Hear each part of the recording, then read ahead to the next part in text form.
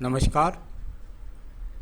आइए बात करते हैं। यहाँ पर सबसे पहले 45 वर्षीय व्यक्ति हैं और इनकी उंगलियों पर क्या गतिविधियाँ चलती हैं, इनके पर्वों पर क्या गतिविधियाँ चलती हैं और क्या इनकी रेखाएं कहती हैं, इनको सबको मैं क्रम से बताने वाला हूँ और अंत में आपके सवालों के जवाब।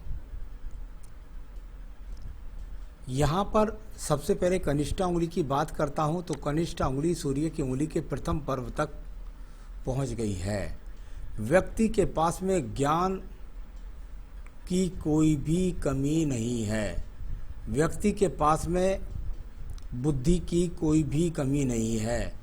बुद्धि की श्रेष्ठता के लिए सूर्य की उंगली तक यदि ये कनिष्ठा उंगली पहुँचती है तो ये सर्वश्रेष्ठ कहलाती है और जिसका आपके जीवन में रोल भी रहा और आपने सरकारी नौकरी प्राप्त की।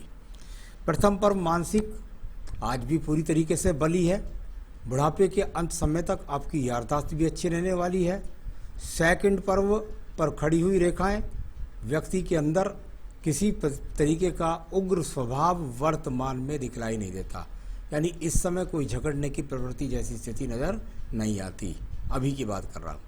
तीसरा पर्व जहाँ पर आपके धन के आगमन की रेखाएं बनती हैं वहाँ भी मजबूत रेखाएं खड़ी हैं, यानी कि भले ही आपकी नौकरी नहीं है फिर भी आपके पास में किसी भी साधन के द्वारा, किसी किराए के साधन के द्वारा, किसी ब्याज भत्ते के द्वारा, किसी प्रॉपर्टी की आमदनी के द्वारा या कैसे भी हो, कुल मिलाकर के आपके पास धन के आगमन की कोई भी कमी नहीं है। आपका यथार्थ जीवन सही प्रकार से चल रहा है। आइए बात करता हूँ इसके बाद में आपके पर्व की, और वो पर्व है आपकी सूर्य की उंगली का प्रथम पर्व, यानी आपके जीवन के अंदर यहाँ पर कोई बीपी का रोग नहीं स्थायी रूप से, किसी भी प्रकार से कोई एक्सीडेंट का योग नहीं, किसी भी प्रकार से यहाँ पर अगर मैं देखूँ तो कोई आँखों का रोल भी नहीं है। इसके बाद बात करता हूँ मैं आपके पर्व की, और जिस पर खड़ी रेखाएं हो तो व्यक्ति को राज्य सरकार से सम्मानित कार्यों से लाभ मिलता है, ऐसा बोला जाता है। तीसरा पर्व कुल मिलाकर परिवार के यानी पिता की श्रेष्ठता के लिए, वो भी यहाँ पर अच्छे परिवार और परिवार का सम्मान बढ़ाने में आपका रोल दिखाई देता है। चलिए अब बात करता हूँ मैं शनि की उंगली के प्रथम पर्व के बारे में। यहाँ से स्थायी रोग के बारे में बात करते हैं। अभी किसी भी प्रकार का कोई भी स्थायी रोग आपके जीवन के अंदर नहीं है।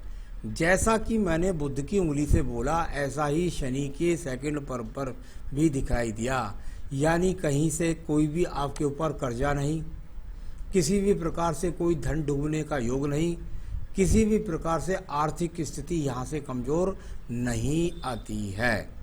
तीसरा पर्व परिवार के संचालन के लिए जाना जाता है। जो भी स्थिति है आज भी परिवार का संचालन करने में आप समर्थ व्यक्ति हैं। अब बात करता हूँ मैं यहाँ पर आपकी बृहस्पति की उंगली के बारे में। बृहस्पति की उंगली प्रथम पर्व कोलेस्ट्रॉल, शुगर, पेट खराब, ऐसा कुछ नहीं। सेकंड पर्व पर जो वर्तमान की स्थिति है उसमें पत्नी के साथ संबंध ठीक प्रकार वर्तमान में, और तीसरा पर्व यहाँ पर आपके संतान सुख सहयोग का है, उसका भी आप अपने तरीके से सही तरीके से निर्वहन कर पा रहे हैं। तो जो वर्तमान में उंगलियों पर दिखाई दे रहा है उस स्थिति को मैं लगातार बोल रहा हूँ। आइए बात करता हूँ मैं इसके बुध पर्व के बारे में। बुध पर्व पर इतनी शानदार स्थायी रेखाएं प्रत्येक व्यक्ति को नहीं मिलती।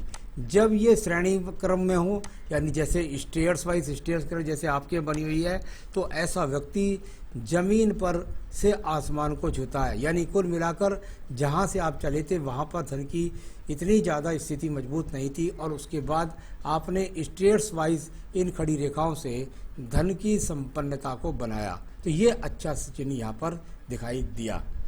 अब बात करता हूँ मैं यहाँ पर, मैंने कितने ही एपिसोड के अंदर बताया है, यदि त्रिभुज जैसी रेखाएं चले और उसके बाद जाकर आपके सूर्य पर्व तक पहुँच जाए तो व्यक्ति को राज्य सरकार की नौकरी से, टेंडर से लाभ मिलता है। तो ये अपने आप में था, और ये कोई थोड़ा सा साइड में है, इसलिए ऐसा होता है कि जो पद होता है वो उसमें थोड़ा कंपटीशन होता है, उस कंपटीशन के बाद थोड़ा सा टेढ़े रास्ते से, यानी थोड़ा मेहनत के बाद में या थोड़ा सा देरी से कह सकते हैं, और वो नौकरी प्राप्त हो जाती है। तो इस प्रकार का यहाँ पर ये चिन्ह अब यहाँ पर मौजूद हैं। आइए बात करता हूँ आपके शनि पर्व के बारे में। शनि का पर्व भाग्य का पर्व। भाग्य के पर्व पर खड़ी रेखाएं का होना, यानी व्यक्ति का भाग्य साथ दे रहा है और उसके पास धन के आगमन निरंतर बने हुए हैं। विशेष रूप से ये धन का ग्रह होता है, तो इसलिए यहाँ मुझे कहीं से कहीं तक अभी यहाँ पर धन के आगमनों में कमजोरी नज़र नहीं आई है। अब बात करता हूँ मैं इसके बाद में आपके पर्वत के बाद आपकी यहाँ बृहस्पति पर्व के बारे में। बृहस्पति का पर्व, और इसने यहाँ पर चतुर्भुज जैसे 2 चतुर्भुज बनाने का प्रयास किया, यानी कम से कम 2 से 3 संपत्तियाँ आपके पास और मल्टी टैलेंटेड रेखाएं भी आपके पास में, और साथ ही साथ भक्ति की रेखाएं भी। तो कुल मिलाकर आपके जीवन के अंतर्गत कई संपत्तियाँ वर्तमान में दिखाई देती है, और साथ ही साथ संसाधनों की भी कोई कमी यहाँ पर नहीं है। चलिए मैं बात करता हूँ इसके बाद में आपकी हृदय रेखा के बारे में। हृदय रेखा आपकी बहुत ज़्यादा टूटी फूटी नज़र आती है। इसके 2-3 प्रभाव आपके जीवन में हो सकते हैं, या तो स्वास्थ्य का निरंतर खराब रहना, या पत्नी के साथ निरंतर झगड़े झंझट होना, लगातार झगड़े झंझट होना, और साथ ही साथ मन में परिवार से संबंधित कुछ ना कुछ ऐसी चीज़ है जो पीड़ा लगातार आपको देती रहती है, जिसके कारण मन जो है आपका अशांत रहता है, और उसमें मुझे ज़्यादा स्थिति पत्नी के साथ नज़र आती है। आइए बात करता हूँ आपके निम्न मंगल पर्व के बारे में। निम्न मंगल पर्व कर्म रूपी रेखाओं के रूप में जाना जाता है। यहाँ से कर्म रूपी रेखाओं का योग, और इसने बुद्धि रेखा के साथ ज़्यादा संबंध बनाया, यानी या अपने योजनागत तरीके से कर्म करके अपने जीवन में मेहनत करके धन कमाया, तो इसका ज़्यादा संबंध बुद्धि रेखा तक बन रहा है। यहाँ भी रेखा जाकर बुद्धि तक, नीचे वाली भी जाकर बुद्धि रेखा तक ही जाकर ज़्यादा जुड़ी है। तो कुल मिलाकर ये अपने आप में मेहनत कस रेखाएं थी आपके पास, जो योजनागत तरीके से समर्पित ज़्यादा नज़र आती है, यानी मेहनत के साथ योजना बनाकर धन कमाना, इस तरह का बोला जाता है। अब बात करता हूँ मैं इसके बाद में आपकी बुद्धि रेखा के बारे में। बुद्धि रेखा और यहाँ से चलती है, तो शुरू में तो देखिए कितने सारे अपने आप में इलाज करती चलती है, यानी कह सकते हैं लगभग इसको 28 से 30 वर्ष तक तो संघर्ष चलता रहा, या मेहनत करते रहे, उसके बाद आगे बढ़ते रहे, और फिर उसके बाद ये समान रूप से चलनी शुरू हो गई। यानी आप अपने सही टारगेट को, जिसके लिए आप पीछे मेहनत कर रहे थे, उस तक पहुंच गए। तो ये बुद्धि रेखा जाकर मंगल पर्वत तक लगभग पहुंची, यानी योजनाओं के द्वारा मंगल यानी नौकरी के द्वारा जीवन में उन्नति प्राप्त करना, इस तरह से इस रेखा का फल बोला जाता है। अब बात करता हूं यहाँ पर मैं आपके कोर्ट कचहरी वाले एरिया यानी द्वितीय मंगल के बारे में। यहाँ पर अगर मैं देखता हूँ तो मुझे अभी कोई ऐसी रेखा नज़र नहीं आती जिसके द्वारा मैं यहाँ आपकी मुकदमों में जीत के बारे में कह सकूँ। यहाँ अभी ऐसी कोई रेखा नज़र नहीं आती है जिससे मैं कोर्ट कचहरी में मुकदमे की स्थिति को, मैं हार की स्थिति या जीत की दर्ज उसको यहाँ पर अगर देखता हूँ तो वो नज़र यहाँ पर नहीं आ रही है। चंद्र पर्वत को देख लेते हैं। आपके चंद्र पर्वत कुल मिलाकर आपके जीवन के अंतर्गत अगर मैं देखता हूँ तो ये वो रेखाएं हैं जो कह सकते हैं कि भाई चलायमान रेखाएं हैं। कुछ नीचे वाले एरिया में की जो रेखा होती है निचले चंद्र पर्वत की, व्यक्ति के अंदर कोई ना कोई बुराई पैदा करती है, तो वो बुराई या बुराई खान पान या बुराई होना, इस तरह की रेखा। ऊपर वाली रेखाएं हैं यहाँ से ये धन की तरफ को देखने का प्रयास करती हैं कि भाई मैं धन कमाऊं, किस तरह से कमाऊं, योजना बनाऊं, इस तरह की रेखाएं। व्यापारिक रेखा तो इनको नहीं कह सकते, जीवन में हो सकता है ट्रांसफ़र का भी सामना करना पड़ा हो, इस तरह की स्थितियां यहाँ पर ज़्यादा दिखाई देती है। इसके बाद बात करते हैं आपकी भाग्य रेखा के बारे में। भाग्य रेखा पूर्वर्जित रेखा भी आपके पास में, यानी पूर्वर्जित यानी कि पूर्वजों से अर्जित धन भी मिला, उनका सहयोग भी आपके जीवन में मिला, और ये इस तरह से जाकर एक बदलाव आया लगभग 33 से 34वें वर्ष में, और फिर ये दूसरी रेखा का स्वरूप यहाँ पर। तो इस तरीके से ये आपकी भाग्य रेखाओं का स्वरूप है। और इसमें अगर देखता हूँ तो कुल मिलाकर के कुछ भी हो, चाहे आप घर पर खाली बैठे हो या कुछ भी हो, भाग्य से आपके पास धन के आगमन तो निरंतर बने रहेंगे, इसमें कोई भी शक नहीं है। तो यहाँ इस प्रकार से आपकी भाग्य रेखा। चलिए बात करता हूँ इसके बाद एक मंगल रेखा के बारे में। मंगल रेखा थोड़ा सा अंदर की तरफ गई, और उसका रोल अगर देखता हूँ तो जब शुक्र पर्व में ज़्यादा एंट्री करता है तो व्यक्ति मेहनत करते करते संसाधनों की भूख की तरफ उसकी भूख ज़्यादा बढ़ जाती है। तो ये इस तरह का फल है इसका। शुक्र पर्वत अगर देखता हूँ तो यहाँ पर संसाधनों का पर्व जो कोई ज़्यादा खराब नज़र नहीं आता, कुल मिलाकर सामान्य रूप से संसाधन आपके पास में मौजूद हैं। अब बात करते हैं आपके आयु रेखा के बारे में। आयु रेखा और यहाँ से चल कर के और पूरी तरह से गिरती हुई शुक्र पर्व को और अंदर मणिबंध तक जाए तो 85 के आसपास तक व्यक्ति की आयु होती है। तो ये तो कुछ रेखाओं के द्वारा मैंने पढ़ा। अब मैं कुछ आपके सवालों से देखता हूँ कि उसमें किस प्रकार की स्थिति है और फिर उसको कई क्षेत्रों से देख करके मैं आपके सवालों को जवाब दूंगा। आपकी सारी स्थिति मैंने पढ़ी, आपके जन्म की बात, आपके नौकरी की बात, आपकी FIR की बात, आपकी और बात, सब बातें मैंने कंप्लीट रूप से यहाँ पढ़ ली है। एक थोड़ा सा चिन्ह मुझे यहाँ पर दिखाई दिया है, ये पत्नी पति के बीच में बहुत वैचारिक मतभेद, बहुत ज़्यादा कलेश या कभी कभी तो बहुत खराब स्थिति तक, न्यायिक स्थिति तक पहुँच जाते हैं, इसलिए ये चिन्ह भी अच्छा नहीं था। तो चलिए अब सवाल है यहाँ पर, ये तो आपका है नहीं। दूसरा सवाल है आपका, यदि मैं अपील करूँ तो मुझे नौकरी वापस मिल जाएगी क्या? ये आपका सवाल है और उम्र है आपकी यहाँ पर 45 वर्ष। 45 वर्ष की यदि बात करते हैं तो आप मुझे कहते हैं कि यहाँ मुझे नज़र नहीं आ रहा और एक दीप यहाँ पर है। जो आप दीप बताते थे इस जगह पर, वो दीप बताते हैं, यहाँ मुझे नज़र नहीं आ रहा। आप कह रहे हैं तो वो दीप जो है जिस जगह मैं देख रहा था वो आपका, वो आपके जीवन में लगभग मैं कह सकता हूँ कि अभी लगभग 48 वर्ष तक, 3 से 3 वर्ष तक लगभग आपको परेशान करेगा और उसमें आपको काफ़ी पीड़ा का सामना करना पड़ेगा, आपके मुकदमों का या आपकी और स्थितियों का।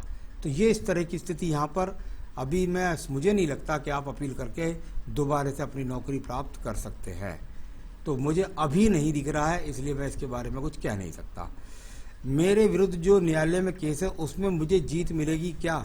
हाँ, उसका मुझे एक छोटा सा लक्षण दिखाई दिया है। इधर साइड में एक मछली जैसा चिन्ह बनने का प्रयास करता है। मुझे लगता है इस अक्टूबर से अप्रैल के बीच में हो सकता है आपको कोई अच्छा समाचार सुनने को मिले। हो सकता है वो कोर्ट में न्यायालय से ही जीत का संदेश मिले। तो ये अक्टूबर से अप्रैल के बीच में, 2022 के बीच में। वर्तमान में मुझे फ़िलहाल कोई नौकरी करनी चाहिए या बिजनेस? यदि बिजनेस तो फिर कौन सा? मेरे हिसाब से यहाँ कोई बिजनेस का योग नहीं दिखाई देता। तो मैं तो आपको कहूँगा कि आपको अगर करना है तो आप नौकरी कर सकते हैं। मुझे व्यवसाय से कोई तरक्की नज़र नहीं आती और कोई क्षेत्र ऐसा नहीं है इसका कि जिसके द्वारा मैं आपको कोई रिंग पहना सकूं और साथ ही साथ मैं आपको कोई कार्य क्षेत्र बता सकूं। तो ये शनि का छल्ला है तो ठीक है, बीच में तो सूर्य की उंगली में सूर्य का छल्ला पहनना चाहिए, उसे पता नहीं क्या पहन रखा है, वो भी नहीं बनता, पन्ना मोती भी नहीं बनते।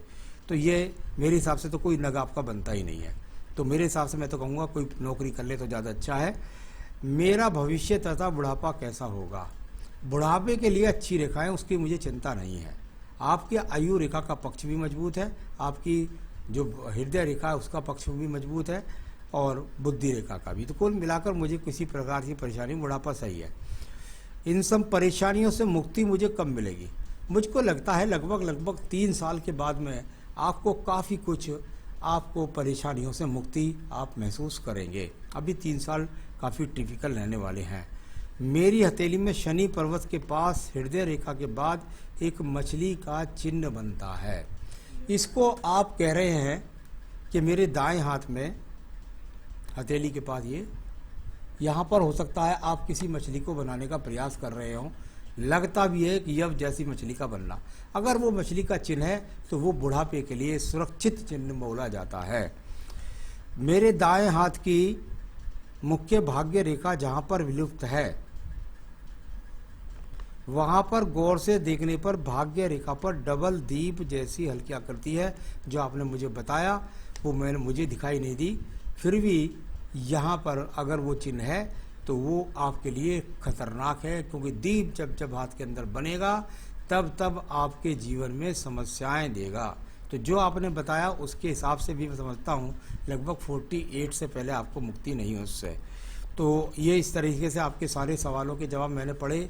आपका रतन मुझसे कोई नहीं था। आपने पूजा इतनी सारी लिखी है भाई, इतनी पूजा करने के बाद तो आप की हाथ की रेखा क्या, मैं कहता हूँ अगर ये पूजा आप सचमुच में करते हैं तो कोई मुकदमा ऐसा नहीं दुनिया का जिसको आप जीत ना सकें, कोई ऐसी चीज़ नहीं जिसमें आपको विजय प्राप्त ना हो सके, कोई ऐसी मुसीबत नहीं जिसमें आप विजय प्राप्त ना कर सकें। मेरे हिसाब से तो सिर्फ संकट नाशन गणेश स्रोत और साथ में अगर आप जो है पढ़ लेते, आप श्री राम रक्षा स्रोत पढ़ लेते हैं तो वही काफ़ी है। लेकिन इतनी सारी सिद्धियों के बाद तो सवाल ही पैदा नहीं होता कि आपके मन चाही कोई मुराद पूरी ना हो सके।